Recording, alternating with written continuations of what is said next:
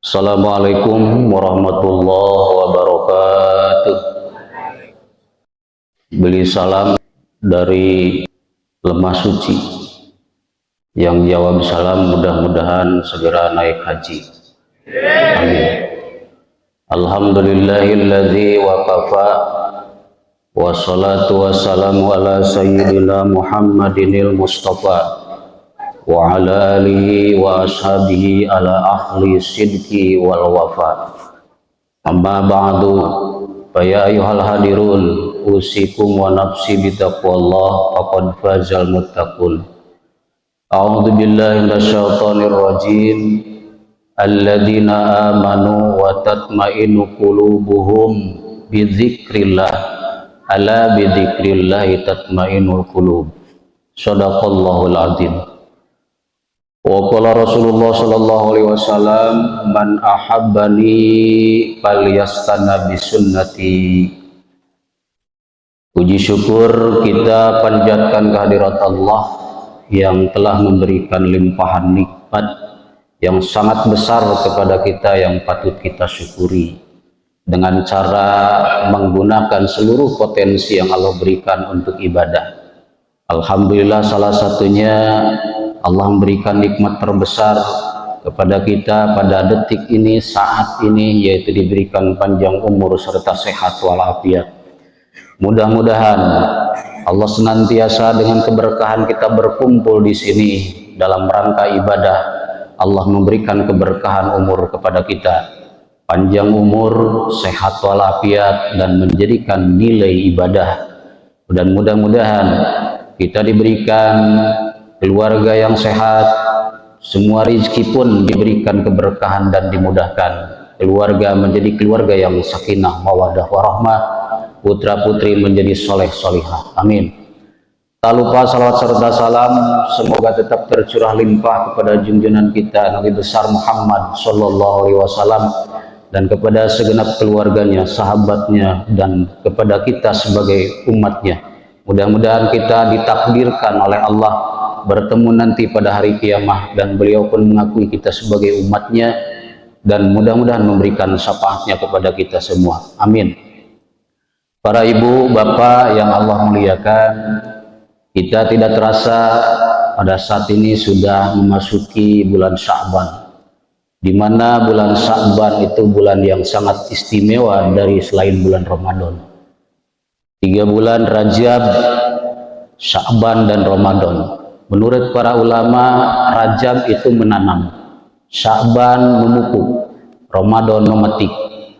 Jadi bagaimana Ramadan supaya sempurna dipersiapkan pada Sya'ban ini? Karena jelas di bulan Sya'ban ini disyariatkan dan dicontohkan oleh Rasul memperbanyak ibadah. Salah satu memperbanyak ibadah adalah puasa sunnah. Sehingga di dalam hadis yang diriwayatkan oleh Aisyah, kata Aisyah, aku tidak pernah melihat Rasul berpuasa sebanyak itu, yaitu selain di bulan Ramadan adalah di bulan Sya'ban. Hampir penuh Rasul itu di bulan Sya'ban melaksanakan puasa. Bahkan hadis kedua, hadis sahih juga, yaitu yang diriwayatkan oleh Usamah bin Zaid, bahwa Rasul itu begitu memperbanyak di bulan Sya'ban puasa sunat. Lalu Rasul ditanya oleh para sahabat, kenapa ya Rasul di bulan Sya'ban ini memperbanyak puasa? Kata Rasul, Za'ani Jibril, dalam suatu malam Jibril mendatangiku. Kata Jibril, ya Muhammad, ini malam-malam nisfu Sya'ban. Kemudian kata Nabi, ada apa di bulan Sya'ban? Kata Jibril, wa fi lailatis Sya'ban yuftahu abwabul sama. Di bulan Sya'ban ini dibuka seluruh pintu langit. Wa abwabur rahmah, kemudian pintu rahmat pun dibuka. Salah satu mi'ati abwabir rahmah, yaitu 300 pintu rahmat dibuka untuk umat Rasulullah SAW di bulan Sya'ban, yang beribadah di bulan Sya'ban. Kemudian Rasul di situ menjalankan sebanyak mungkin puasa sunnah di dalamnya. Kenapa demikian? Dalika syahrul mughafalun nas, karena bulan Sya'ban ini adalah bulan yang suka dilupakan oleh manusia. Anhu bainar Rajab wa Ramadan, kedudukannya ada di antara dua bulan, bulan Rajab dan bulan Ramadan. Biasanya di bulan Rajab orang muslim begitu sibuk, kemudian di bulan Ramadan yang sangat diharapkan, yang dinanti-nanti, sehingga banyak melupakan di tengah-tengahnya ada bulan Sya'ban yang istimewa daripada bulan Rajab. Sehingga kata Nabi, di bulan itu adalah seluruh amal manusia itu diangkat ke langit, diaudit oleh Allah. Wa anna uhibbu ayyurfa amali wa anna shaimun, dan aku pada bulan itu sangat mencintai ketika amalku diangkat kemudian diaudit oleh Allah. Lembaran terakhir daripada amalku itu adalah puasa, karena puasa ini adalah bagian daripada ibadah yang sangat dicintai oleh Allah. Sehingga puasa dengan istimewanya Allah itu mengatakan as-shaumu li wa anna aji, puasa itu adalah milik aku, untuk aku, dan akulah khusus yang memberikan pahalanya. Itulah puasa. Bedanya dengan sholat, kalau sholat itu wahyu dan instruksinya langsung oleh Allah, tidak melalui malaikat Jibril, tapi langsung kepada orang yang mau ditugaskannya, dipanggil ke Sidratul Muntaha. Allah yang memberikannya langsung tugas kepada Rasul, tidak melalui malaikat Jibril. Kalau puasa itu Allah memberikannya wahyu kepada Jibril, tapi memberikan nilainya tidak ikut campur malaikat, hanya Allah, sehingga malaikat pencatat amal tidak tahu berapa. Ramadan itu amalnya, atau puasa sunat itu berapa sih nilainya, tidak ada malaikat yang tahu, hanya rahasia Allah. Itu khusus daripada nilainya puasa. Jamaah yang Allah muliakan, yang harus kita persiapkan di bulan Sya'ban ini, yang pertama harus memperbanyak taubat. Karena kata Rasulullah SAW, ma min sautin ahabba ilallahi min sautin abdin mudnibin taba ilallah fayaqulu ya labbaika ya abdi sal maturin. Tidak ada di bulan Sya'ban ini suara hamba Allah yang sangat Allah cintai dan sangat Allah senangi, kecuali di bulan Sya'ban ini hamba Allah yang menangis dan bertobat kepada Allah. Sehingga kata Allah, labbaika ya abdi, selamat datang hai hambaku yang aku cintai. Sal, pintalah di bulan Sya'ban ini semaunya, curahkan apa yang keinginan kamu, apa yang dijadikan beban kamu, curahkan, maka aku akan mengabulkan apa yang engkau inginkan. Itu janji Allah. Yang kedua, perbanyak adalah zikir. Dari sekian banyak zikir adalah perbanyak sholat. Sama dengan apa yang dibacakan dari sebagian ayat surat Ar-Ra'd ayat 28 yang mana saya tadi bacakan. Alladzina amanu, orang-orang yang beriman. Siapa sih orang yang beriman?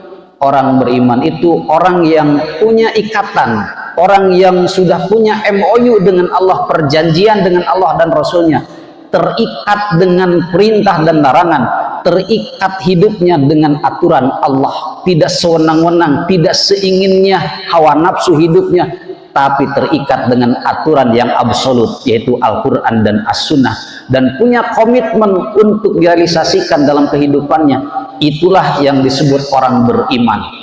Bagaimana janji Allah kepada orang yang beriman? Tatmainu qulubuhum wa tatmainu qulubuhum, Allah janji akan memberikan ketenangan, kenyamanan, kebahagiaan hatinya orang-orang yang beriman. Dengan apa?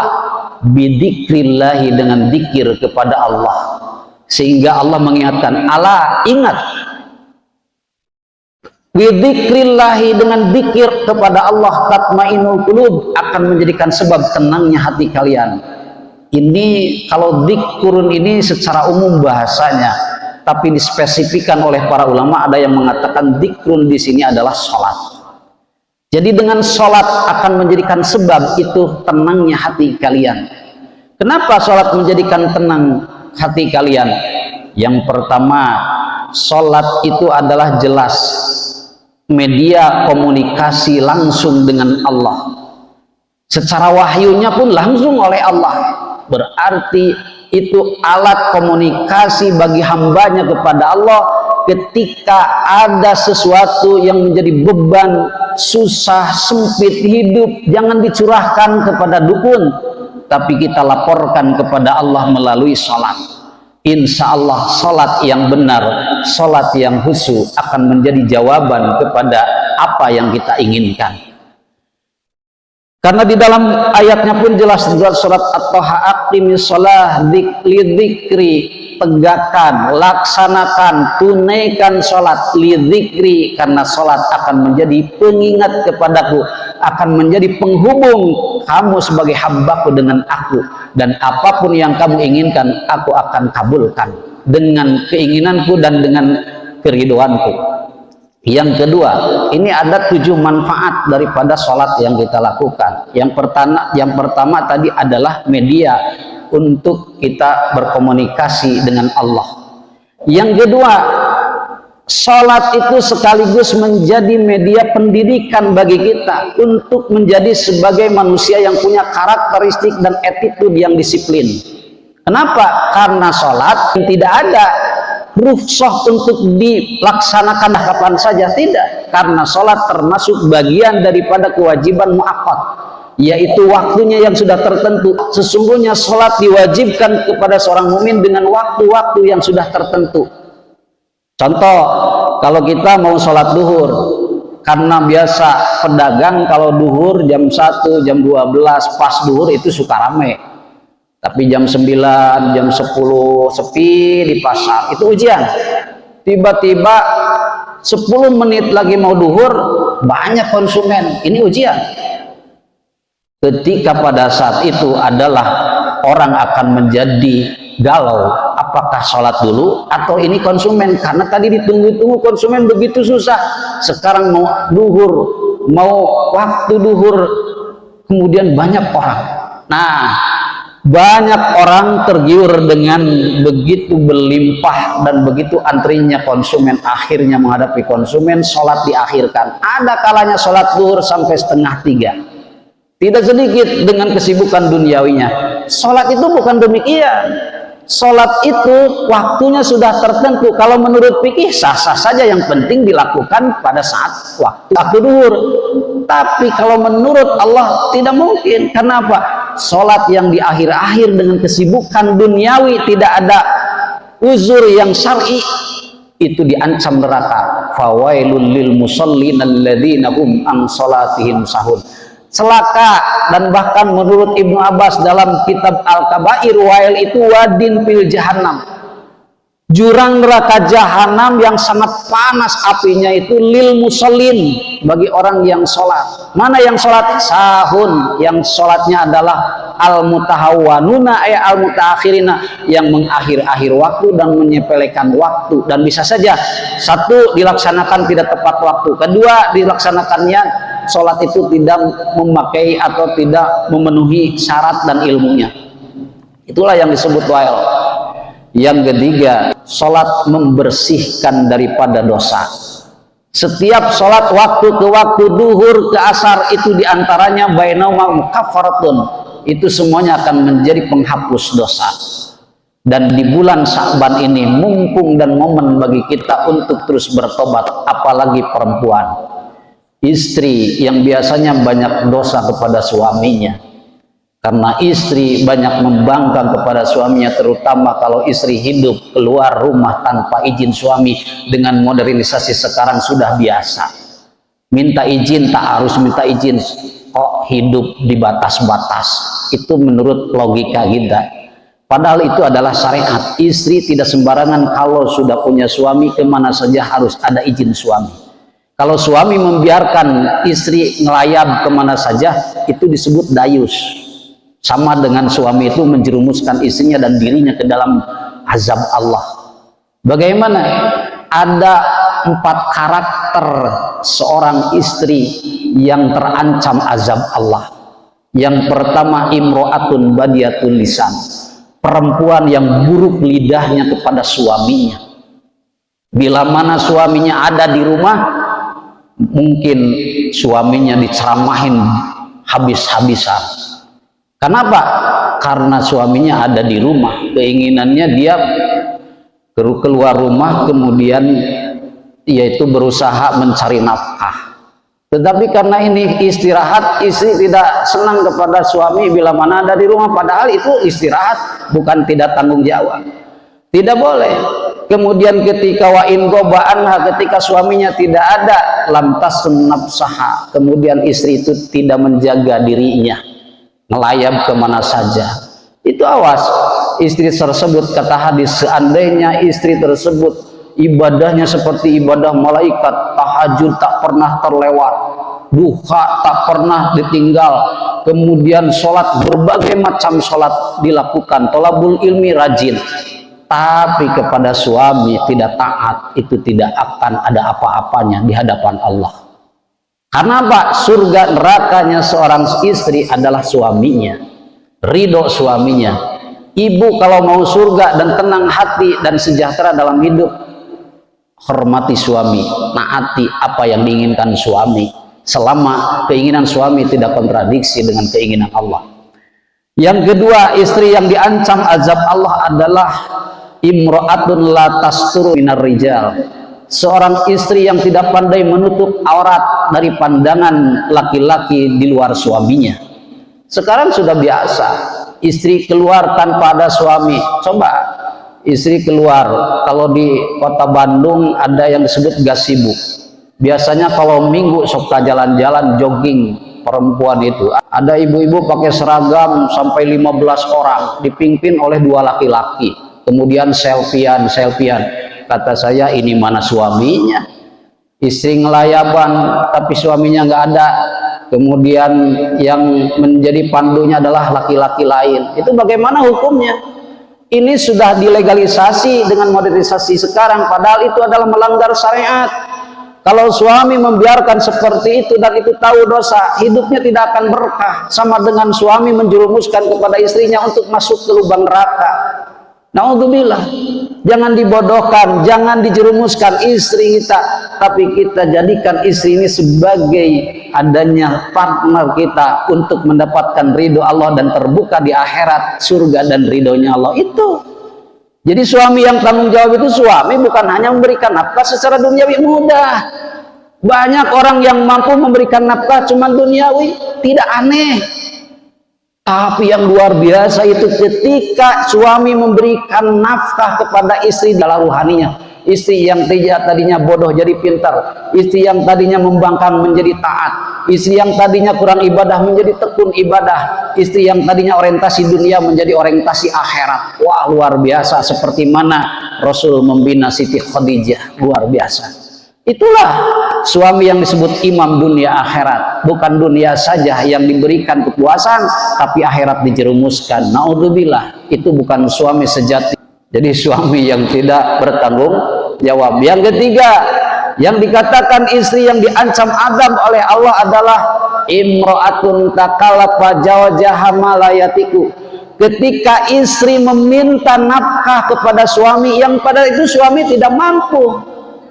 Contoh, suami hanya mampu 1 hari memberikan nafkah penghasilan dari usahanya cuma 100.000. Karena istrinya istri sosialita, kemudian gaul dengan orang kaya, meminta kepada suaminya ingin 1 juta 1 hari. Ya kan repot.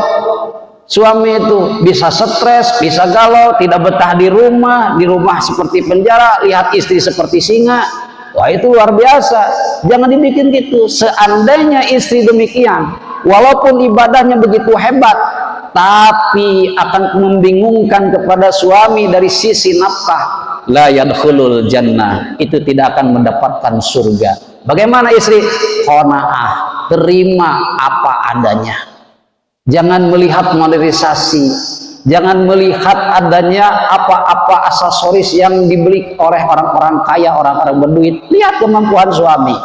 Yang keempat, istri yang terancam azab Allah adalah istri laisa laha hammun illa uklu wasyurbu wala ta'atillah wala ta'ata fi Rasulillah wala ta'ata fi jawjih.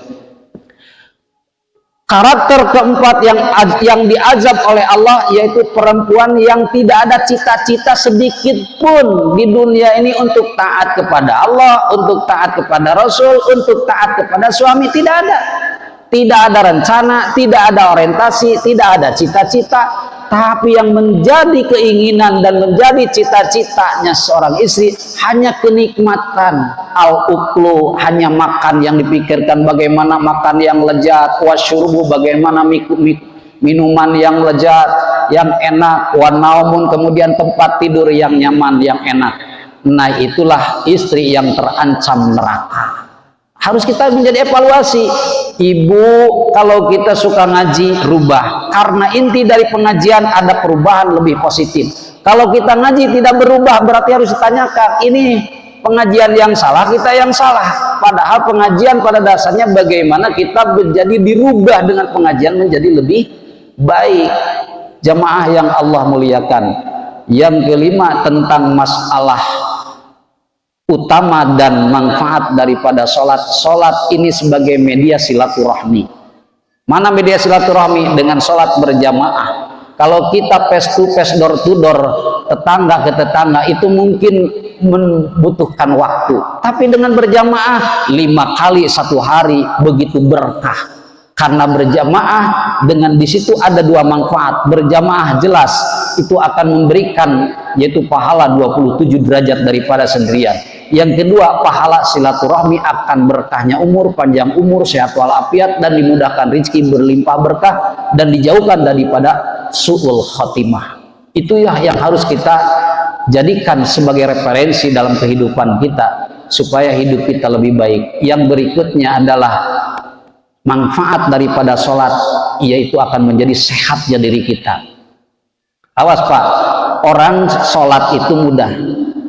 Orang yang bisa sholat itu banyak orang yang bisa sholat, tapi tidak banyak, artinya sedikit orang yang mampu mengamalkan sholat.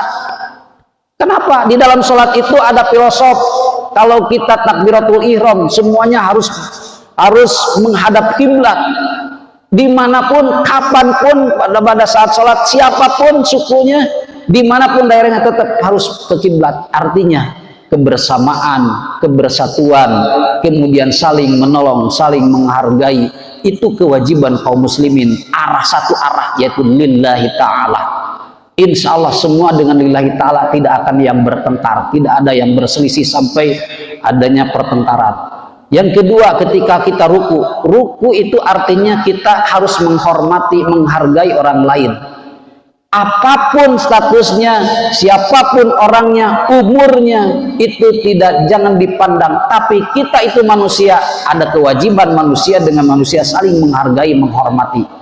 Yang ketiga, sujud adalah filosof daripada ketundukan. Tunduk pada saat kita di sholat, tunduk kepada Allah pada saat kita setelah sholat.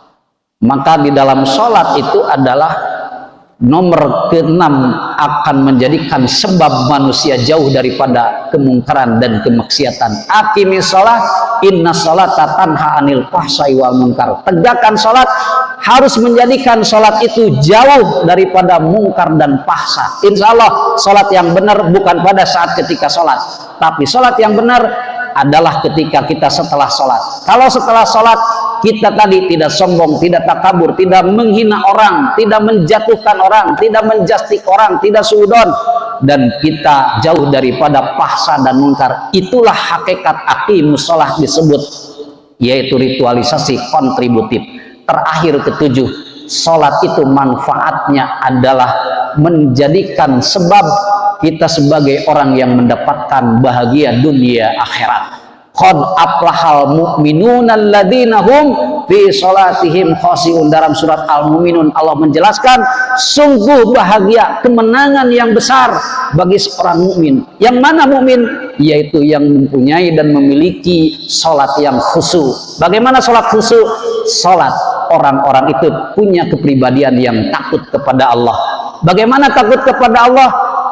Setiap adanya perintahnya laksanakan secara totalitas, dan apa yang dilarangnya jauhi secara totalitas. Itulah yang disebut takut kepada Allah.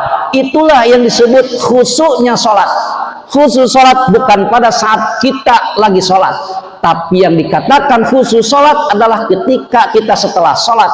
Kalau setelah sholat kita jauh daripada apa yang dilarang oleh Allah, dan kita konsisten kepada apa yang diperintahkan oleh Allah, itulah ending daripada sholat. Mudah-mudahan dengan apa yang saya sampaikan dengan waktu yang singkat, dengan momentum Sya'ban ini, jadikan ini sebagai pupuk amal kita dan persiapan untuk menghadapi bulan yang istimewa, yang berkah yang akan datang, yaitu bulan Ramadan. Bagaimana dengan bulan Ramadan di bulan Sya'ban sudah siap memupuk, memetik pahala yang berlimpah di bulan Ramadan. Jangan disia-siakan di bulan Ramadan nanti. Mudah-mudahan kita panjang umur, sehat walafiat selalu, rizki diberikan mudah dan berkah berlimpah, dan mudah-mudahan ada bekal untuk bulan Ramadan, fokus Ramadan untuk akhirat seperti mana yang diajarkan oleh Rasulullah SAW. Dan mudah-mudahan umur kita sampai kepada Ramadan dan kita diberikan kemakmuran, kesuburan, kebahagiaan, ketenangan, dan keluarga di bulan Ramadan menjadi keluarga yang sakinah, mawadah, warahmah. Amin ya Allah ya Rabbal alamin. Demikian para ibu, para bapak, mohon maaf apabila ada kata kurang berkenan. Mudah-mudahan Allah mengampuni seluruh dosa kita. Aqulu qouli hadza wa astaghfiru li wa lakum. Wassalamualaikum.